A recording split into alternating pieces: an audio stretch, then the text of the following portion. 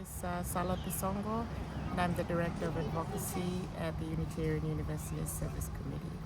The goals of the Pacific Regional Gathering was to gather lessons learned from the loss and damage funds that we had provided last year to our Pacific partners, to understand the impact of those funds on the communities that we serve, and to vision together of what the next round of funding could look like for the Pacific. I thought the gathering went really well.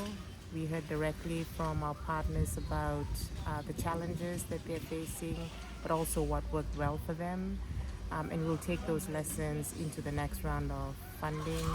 We also heard from partners about some of the non-economic loss and damage impacts that their communities are experiencing, which bodes well for the next round of funding, which is really focused on non-economic loss and damage.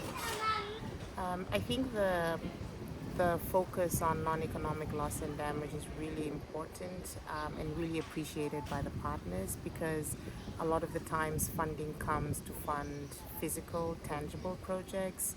So non-economic loss and damage touches on culture and traditional preservation. It touches on issues like mental health and gender-based violence.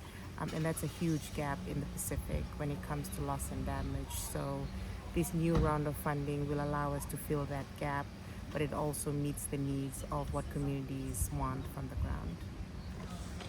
So we're preparing for COP28, and COP28 is very strategic because it'll talk about the Loss and Damage Fund and its operationalization.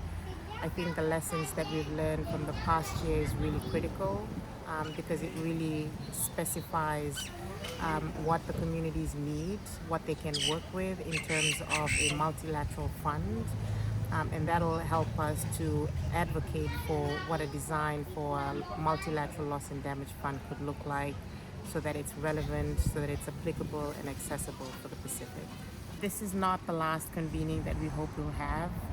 At today's closing, participants have also already offered doing another convening next year in their home countries.